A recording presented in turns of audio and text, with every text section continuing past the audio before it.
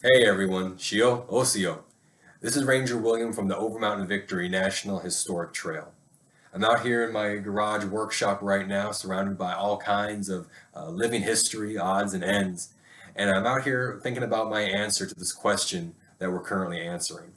The question is, who is the most significant female figure or leading woman of the backcountry during the American Revolution? And my answer to that question is Nancy Ward. Now, Nancy Ward is actually her English name. Her real name in her native Cherokee language is Nanyehi. So that's what we'll be using during this video. Now, Nanyehi is an amazing figure not only for her military impact, but for political and cultural impacts as well. So I think you're going to really like hearing about her. I hope you agree with me that she is probably the most significant female figure. Now, to start out, Nanyehi is born in the Cherokee town of Chota in the 1730s, either 1734 or 1738. Now, Chota is near kind of current Monroe, Tennessee, and it is one of the main Cherokee towns, a very important, very commanding place there at Chota. Now, when she's born into the Wolf clan. The Cherokee have 7 matrilineal clans that help connect all of their people, and it's going to be traced back through who your mother was. So Nanyehi, through her mother, is a relation to Atakulakula, Little Carpenter, another Wolf Clan member. He is a leading Cherokee figure and diplomat throughout the mid and late 18th century. So possibly growing up, Nanyehi may have heard and seen Atakulakula and his leadership role and possibly been inspired to make a same powerful impact like he did. Now, growing up, Nanyehi was described as being queenly and commanding in voice and presence. So almost possibly aware that she's going to be a big political figure later on. And by the age of 17, she's married a Cherokee man named Kingfisher. They have a couple children, and she's actually accompanying Kingfisher on war parties against the Creek Nation to the south. Now, it's in one of these battles, we believe it was the Battle of Taliwa in 1755, that Kingfisher is killed in combat, Nanyehi right there at his side, helping him load his rifle. And when she sees Kingfisher fall, Nanyehi actually reaches down, picks up his weapon, rallies the other Cherokee leaders, and leads them to a victory over the Creek Nation. So it's because of actions like this that Nanyehi is given the title of Gigwa or Gigao, beloved woman. So what this is kind of a leadership role within Cherokee politics. You have the elder women, the women's council, and a very powerful voice there on anything about life or death, captives being adopted or executed. The women's voice is very important here. And Nanyehi, being the beloved woman, is now kind of the main voice, the head of that council. Um, Now, she's going to remarry later in the 1750s, maybe late 1750s, early 1760s, but she marries to an English trader named Bryant Ward.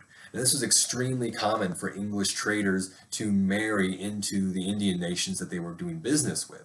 Um, Part of it may have just been for emotions and romance, but part of it may have been for kind of a business relationship. Bryant, he's trying to trade for these nice deer skins like I have hanging up here behind me, this nice smooth tanned leather.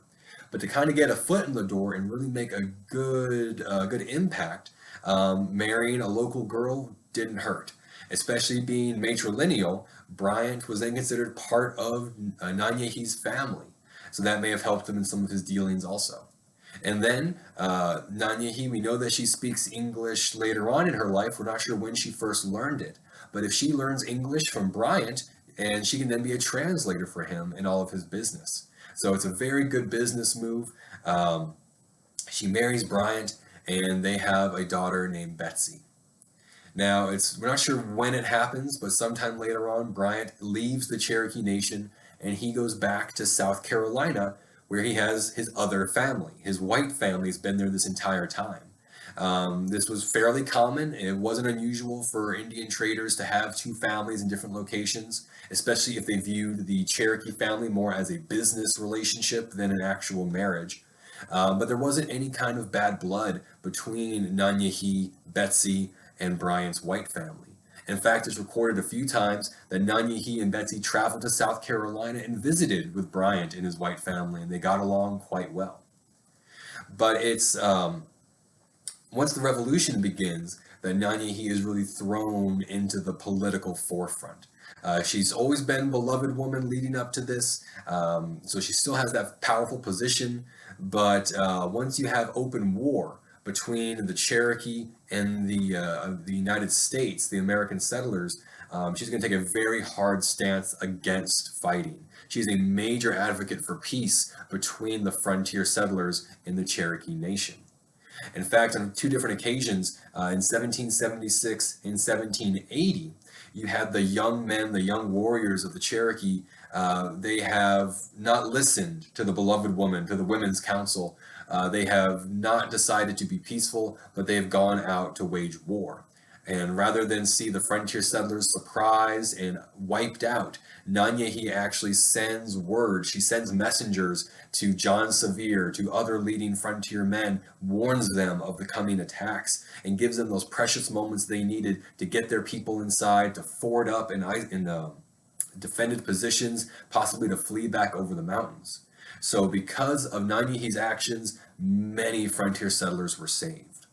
Now, all throughout the war and even afterwards, she's going to be a major advocate for peace treaties and peace negotiations.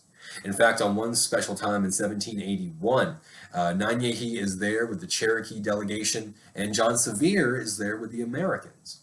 Nanyehi actually remarks to Sevier that she's surprised that there are no women there with the American delegates. Sevier turns to her and remarks that he is surprised that there is a Cherokee woman with their delegates. And her reply to Sevier is very powerful. She says, "You know that women are always looked upon as nothing, but we are your mothers. You are our sons. Our cry is all for peace, so let it continue. The peace must last forever. Let your women's sons be ours, our sons be yours. Let your women hear our words." So what she's pointing out is that it's mothers' sons who are doing the fighting and dying whenever there's war. So women should absolutely be involved in these kinds of decisions.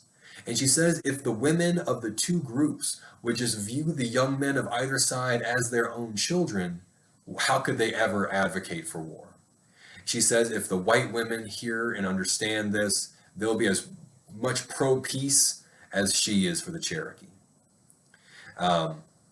But despite all of her efforts, there's always going to be small groups of people that want to keep fighting. For example, the Dragon Canoe and the Chickamauga Cherokee that keep fighting after the war is done. White settlers that keep attacking and murdering Cherokee and other Indians. And then it's one of these attacks on June 12th, 1793, a group of white men attack a Cherokee delegation traveling by presidential invitation to meet with the president back east.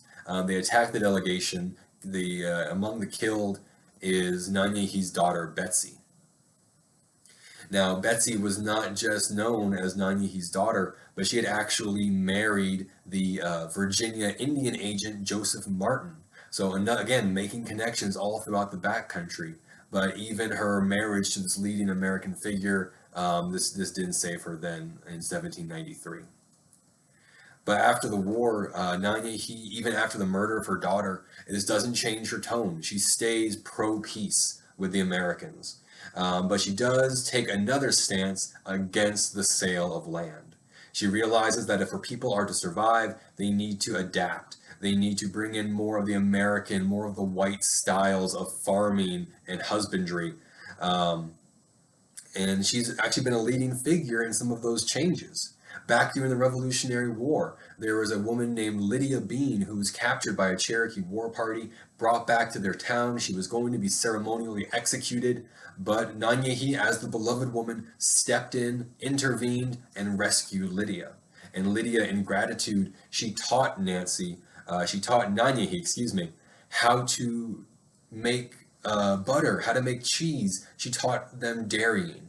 So it's thanks to Nanyehi's intervention, the Cherokee had dairying. Um, but she is an advocate for other changes, the introduction of American-style farms and cotton production. And she says if the Cherokee are to adapt and survive, they need their land to do this. Now, she is forced to relocate. She's forced to leave her home in 1819 as part of the Hiawassee Purchase. The area there of Chota is given to or sold to the Americans. And when she relocates down to the Ocoee River, Nanyehi, she opens up an inn, a tavern there along the Federal Road, and she's going to operate that for several years until she passes away in 1822 or 1824, sometime around there. And she's buried near current Benton, Tennessee.